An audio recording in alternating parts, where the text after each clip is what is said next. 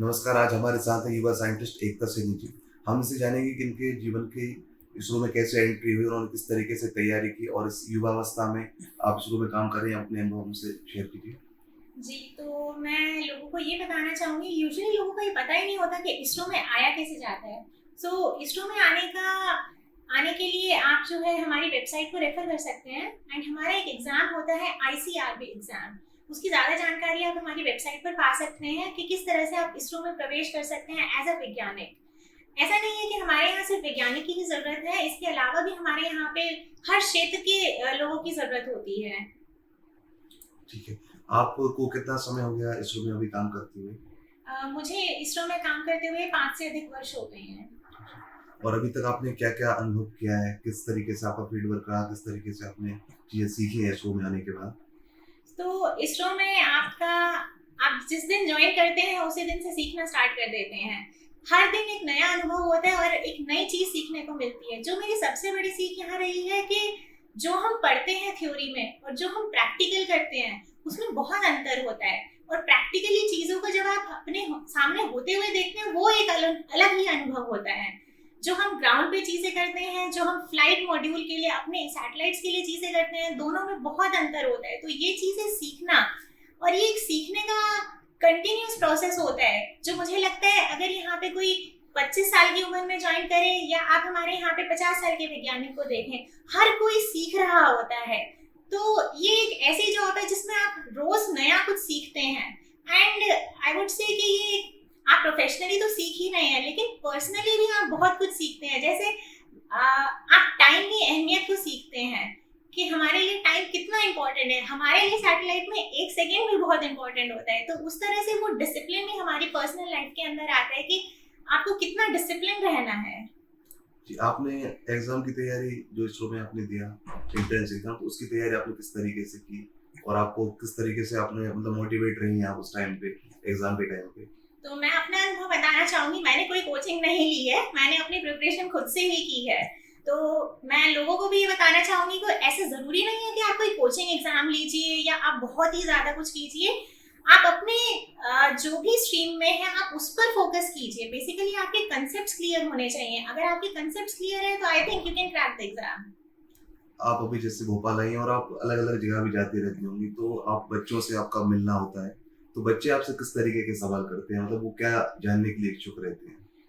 जो सबसे ज़्यादा मैं सवाल देखती हूँ बच्चों में, तो वो ये होता है कि इसरो में आया कैसे जा सकता है? तो बच्चों को वही नहीं पता इसरो में आया कैसे जा सकता है।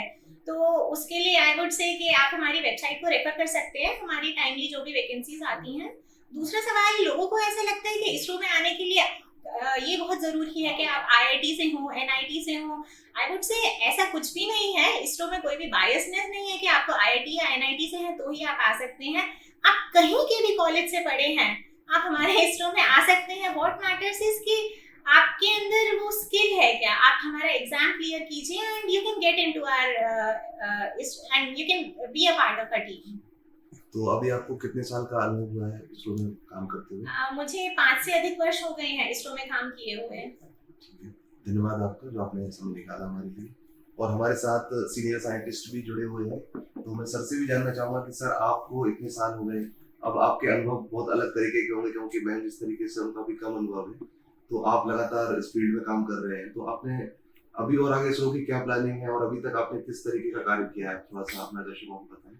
मैंने 1988 में as a mechanical engineer scientist के पोस्ट पे मैंने जब काम शुरू किया, तो मैं कैसा था कि मुझे पता ही नहीं चला कि मैकेनिकल इंजीनियर से वैज्ञानिक कैसे बनते हैं। मेरा कहने का मतलब ये है कि किसी भी क्षेत्र में जब इसरो की जब मैं बात करूँ, तो शुरुआत में जो सीखते हैं उससे जो अनुभव मिलता है, उसके बाद उसका जो इम्प्लीकेशन होता है। जैसे मेरे 30 इयर्स मेरे जो पूरे वो गुणवत्ता विभाग, जैसे मैंने अभी बताया क्वालिटी एश्योरेंस एक्टिविटी, तो क्या है कि जो भी हमारा काम है, जो भी हम प्रोडक्ट बनाए, जो भी स्पेस में भेजते हैं, तो वो हम कोई भी प्रकार की अगर गलती वाली चीज गई भी कैन नॉट रिपेयर।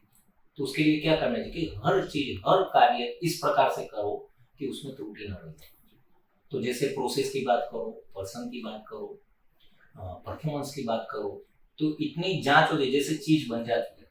सपोज 15 दिन में कोई एक चीज बन गई, लेकिन उसका इंस्पेक्शन मेजरमेंट टेस्टिंग टाइम हो सकता है 2 महीने। तो आपको पता होगा कि जो ऊपर जाते ऊपर वैक्यूम होता है, एटमॉस्फेयर में बनी हुई चीज under vacuum, under different severe condition, जैसे वहाँ हो सकता है कि जो सैटेलाइट की अगर हम बात करें तो सन फेसिंग साइड है, वहाँ हो सकता है +100 डिग्री टेम्परेचर जा सकते हैं, उसके अपोजिट साइड -100 भी होता है। तो इस सब पैरामीटर्स को ध्यान में रखते हुए किस प्रकार का आयोजन किया, तो उसमें इतने सारे क्षेत्र का डिजाइनिंग होता है, एनालिसिस होता है, ताकि कोई भी इलेक्ट्रॉनिक्स इक्विपमेंट वहाँ जाके जो काम कर रहे वो कैसा काम करना चाहिए, एज पर स्पेसिफिकेशन, कब तक काम करना चाहिए, तो for a given period of time. तो ये एक रिलायबिलिटी की मैं जनरल बात करता हूँ। तो ऐसे आपके जीवन में बहुत सारी चीजें ऐसी होंगी जो आपको बहुत सारी चुनौतियों का सामना करना पड़ा होगा, बहुत सारे रिसर्च आप कर रहे होंगे, तो ऐसा लग रहा होगा यार ये तो मतलब बहुत मुश्किल हो गया, और उस चुनौतियों से आपने किस तरीके से आप निकले और उस चीज को आपने पूरा किया? हाँ, अभी जैसे मैं आपको बताऊं कि टेक्नोलॉजी इतनी बदलाहट में रहती है, समझोगे कि आज कोई इलेक्ट्रॉनिक्स चीज बनी 3 साल के अंदर और एक नहीं आ रही। अब आप सोचो कि जो डिजाइन, जो मैन्युफैक्चरिंग प्रोसेस, जो भी हमने काम किया, अब नई टेक्नोलॉजी, नए कंपोनेंट, नई प्रोसेस आई, तो again we have to prepare करना पड़ता है, नए से स्टार्ट करना। बराबर। तो उसमें जो भी बोलोगे, मटेरियल साइंस, स्ट्रक्चरल एनालिसिस, जो भी शब्द प्रयोग, उसमें वो समय की जानकारी हमें प्राप्त करनी। अच्छा, जब कोई भी चीज नई हम बनाते हैं तो उसके पहले उसको हम कहते हैं कि क्वालिफाई करना है, समझो। तो क्वालिफिकेशन क्या है, सब समझाने के लिए कि इस प्रकार के उस पर जांच करो, इंस्पेक्शन, मेजरमेंट, टेस्टिंग करो। वो अनुभव लेने के बाद जो हार्डवेयर बनता है उसको हम फ्लाइट हार्डवेयर कहते हैं, जो हम उसको फ्लाई कराएंगे। और अभी इसरो के आगे और क्या कार्यक्रम है? इसरो अभी के आने वाले दिनों में आदित्य मिशन आ रहा है जो सूर्य का अध्ययन करेगा। गगनयान जो आप जानते हैं कि ह्यूमन स्पेस प्रोग्राम, तो वो भी आने वाले दिनों में अनमैन्ड फ्लाइट का भी आयोजन होगा। तो प्रोजेक्ट कंटिन्यूस है, साइंटिफिक मिशंस भी आ रहे हैं, और कम्युनिकेशन सैटेलाइट्स की बात करें तो वो तो कंटिन्यूस डिमांड जो है, जिसको हम कहते हैं कि जियो स्टेशनरी सैटेलाइट्स, तो it is also continuous process. Remote sensing की बात करें तो दोनों, जैसे optical remote sensing, microwave remote sensing, तो वो भी कंटिन्यूस प्रोसेस है। तो एवरी ईयर ऑलमोस्ट ये मिशंस आती है।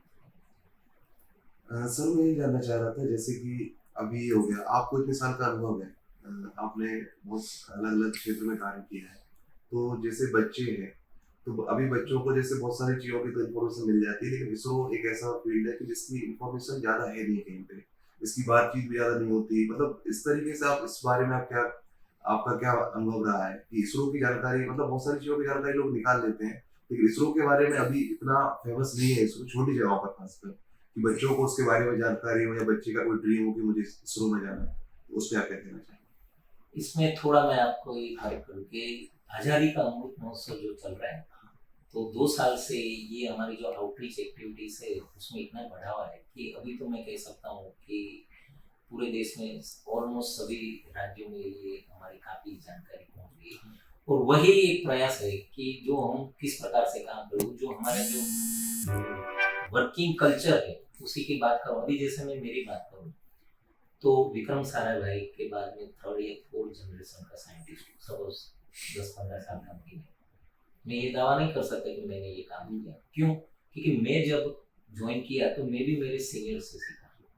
अच्छा, समय के जाते जाते मेरा भी एक अनुभव हुआ, तो उसके बाद जो भी होता है तो एक पूरा टीम एफर्ट्स होता है, और वो टीम एफर्ट्स का नॉलेज गेन होता है, तो वो भी आने वाली पीढ़ियों में पास होंगे। तो इट इज एक प्रकार का कह सकते हैं कि गुरु शिष्य परंपरा, जैसे स्कूल कॉलेज, तो वही ज्ञान की यात्रा ये 2 महीने होती है। आप कलाम साहब के साथ अपने अनुभव अगर शेयर करना चाहें तो किस तरह से? फेस टू फेस तो मैंने बात नहीं किया, लेकिन हमारे वहाँ पे वो आ चुके हैं अहमदाबाद में, और उन्हीं के वो भी एक फाउंडर मेंबर ही थे, जिसे वो समकालीन बात करें विक्रम साराभाई, तो ये सतीश धवन, तो ये पूरा initial we can say founder members ISRO. और वही सोच आप देखो कि एक सोच 50 साल के बाद उसकी यात्रा आप देखेंगे तो it is amazing, not only for our India but across our globe. इसलिए जब बच्चों को भी जब वो मोटिवेट करते तो व्हाट इज साइंस, तो वही एक है, साइंस कम्स फ्रॉम नेचर। देखो सुनो और नेचर से देखो। एक आपको अंत में एक एग्जांपल बताता हूँ जो हम बच्चों से भी शेयर करते हैं कि जैसे मधुमक्खियां हैं, उसकी जो कॉलोनी है उसमें हेक्सागोनल होल होते हैं, it is purely geometrical figure. तो वो नॉलेज जो है कितना खास है।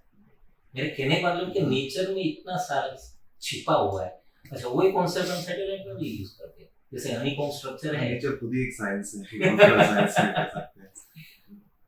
धन्यवाद सर आप लोगों का जो आपने हमारे बीच में इतना समय गुजारा।